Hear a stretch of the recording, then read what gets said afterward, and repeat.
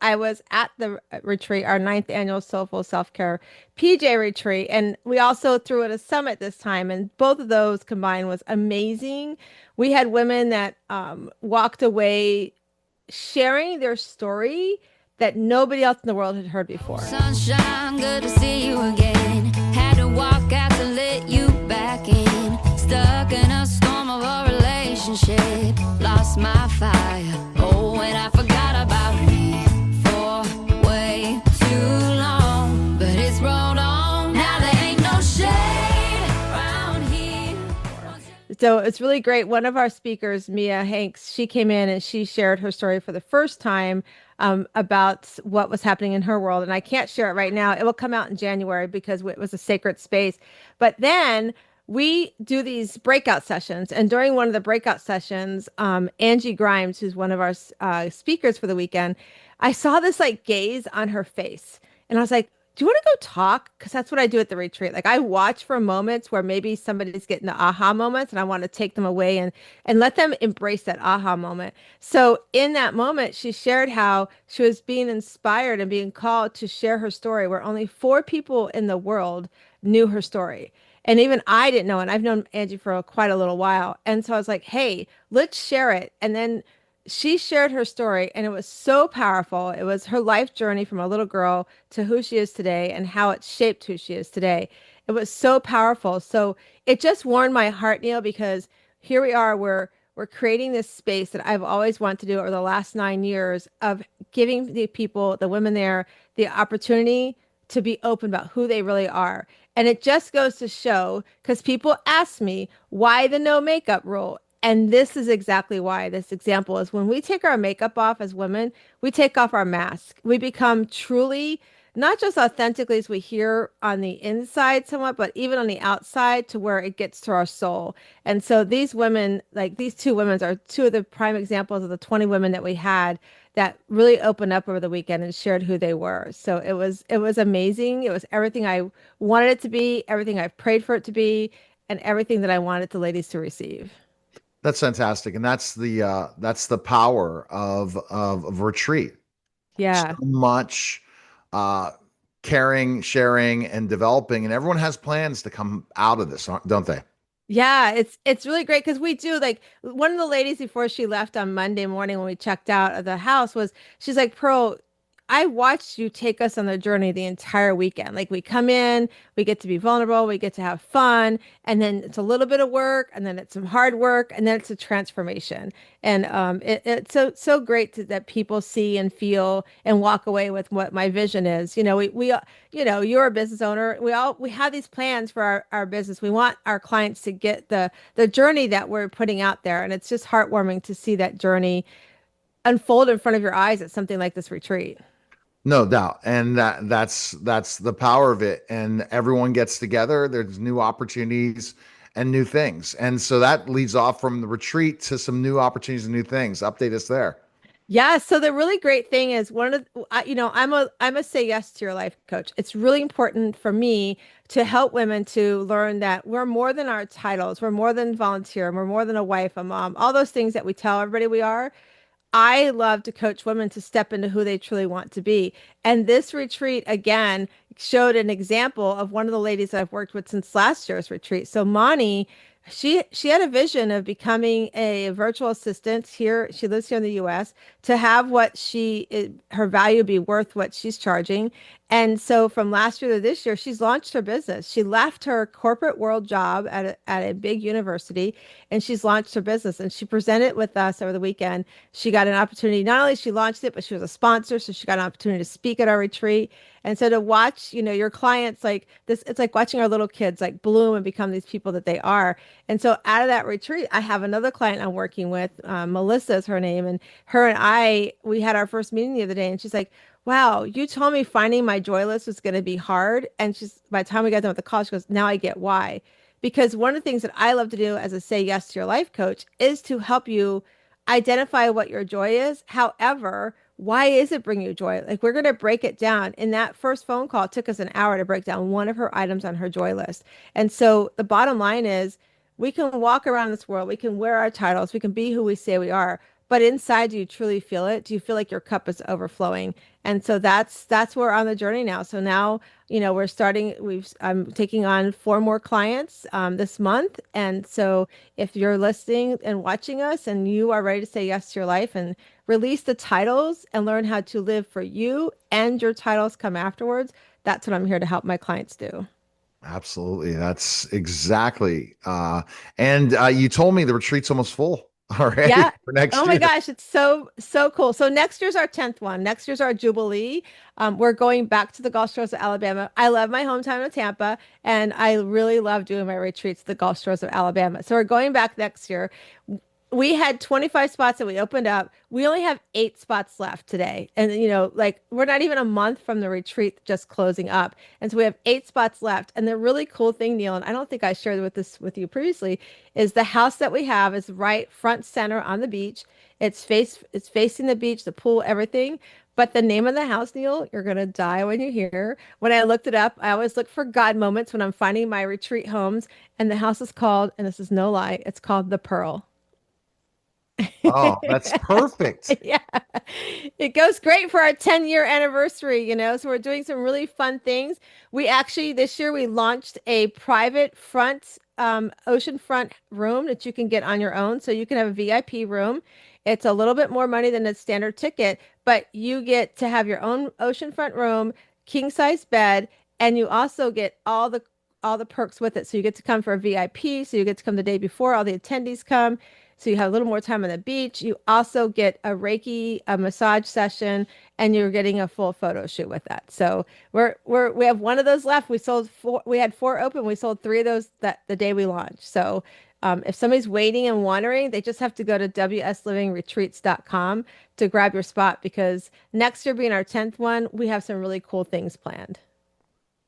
Awesome. All right. So what else is new? We covered some of these things and we just kind of I enjoyed the last conversation we were talking about because we talked about AI and how you don't use that as a therapist, all those Oh my different things. gosh. But we can go into some of these things in this conversation. But anything else new to report before we get into some stuff? Well, I always talk about doing the things in your bucket list. I always talk about, taking time for yourself. And I haven't shared this with you, but I went to Greece with my husband in August. We did an 11-day cruise. And I my bucket list was to do the flying dress where they take your picture and this big dress is flying behind you and everything. So that's all I wanted the entire trip. And so we paid the fee for doing that, which is really inexpensive. The girl gave me 116 photos, but there was one photo, and if you go to my social media, you'll see it. I looked at that photo, Neil, 30 different times. And my son, we lost him 3 years ago in a tragic car accident, and he always shows up. I always see signs and everything. So this photo, I had my hands up. You know how they put the hands together and they make the little heart sign? I looked at this photo 30 different times. At my retreat, my photographer, we were sitting looking at pictures. She goes, did you see what's in that picture? Isn't that really cool about the butterfly that's in that picture? I'm like, butterfly? And I looked at the picture and I'm like, the heart shape that I did reflects a butterfly on the wall. And I'm like, that's my son showing up. So I say that to you because we don't do things for ourselves. And when we do things for ourselves, you'll be surprised the gifts that come out of it. And that gift was the trip. Matt wanted us to do this trip for years, and Chuck and I finally did it. So the trip was him saying, "I see you, and I'm glad you're doing it." So yeah, that was a big thing that showed up for me. So it's part of what you get when you coach with me is like finding those big moments you can do for yourself for sure. And that's the bottom line. You have to have these moments and opportunities going. What do you think the biggest theme when you're talking to women today and what they're struggling most with? Wow, that's a great question. What I feel like I'm seeing is we had COVID. We had this time of quietness and in our house and connecting, and we've kind of gone back almost to what we were pre-COVID. But women, I feel like are like going, I don't want to go there. I'm struggling to find this. I call it harmony because I don't like the word balance. We can never be perfectly in balance. There's always going to be something in our life that's going to pop up, right? But they want harmony in their life. They want to be able to do the things they love, but also still show up for their job, their business, the people that they care for. And so that's what I see women are trying to figure out. How do I create that harmony? And also the other thing is like not overdoing themselves, right? So don't overcommit. And again, it comes back to that saying yes, because the guilt of saying no. But I feel like more women are starting to understand that the word no is like a complete sentence, like you say yes. And so I think they just want better ways to be able to convey that to who they're speaking with so that they show up for themselves. Wow. And that's the thing. It's interesting. And you're right, finding the voice because their voice is different than before COVID. And I don't understand Yeah. why. I understand everybody the way we interact, how Yeah. we got locked into our homes, and depending on what state we were in, and really didn't experience a lot for almost 2 years, and how people just haven't come back to all that. And I Yeah. also think the pressures of work. I think that nowadays, work companies are really pushing people to the limit, and it's not becoming the best work-life balance. Some of them that were working virtually had to go back to work to the Yeah, office, and and that's it, hard too. it is hard, and you know, I would really encourage, I mean, even our current government to tell them they got to go back to work. I would really encourage a company, if you're thinking about doing that, like really sit down with your employees, like get the buyback from your team. Like my son with the company he works for, they did a whole back to work because they have government contracts. And they're actually losing a lot of employees because other people with government contracts are not following the rule of the government. Like just because you have a government contract doesn't mean you have to work in the office like our government does, right? So they're losing a lot of employees because they lost that, you know, you had the flexibility. Like basically they had one day that they're off every other week and one day that they could work from home. And so they're losing a lot of employees because they're getting promised that. My son's really smart though. Nate is hilarious. He'll tell his coworkers that are people have left, be like, they're dangling that apple in front of you, but the carrot in front of you, but they may not, they may take away and make you come back in. So really evaluate it. But I would say to companies that are thinking about that, like we should get, you know, what does your team want? How do they work best? Because you're right, they're pulling them back and they're pushing them to the core. And you know, I think more people are, especially women. I forget. When I was away last week at a conference, I forget who quoted it, but somebody was sharing that women are going to be the majority of the women of the deciders over the next 10 years because more women are realizing the value of being able to have a business and working from home. Yep. And they're seeing that, and that's what's going to happen. But it's going to be interesting to see, based on that, what's that going to bring to the corporate world?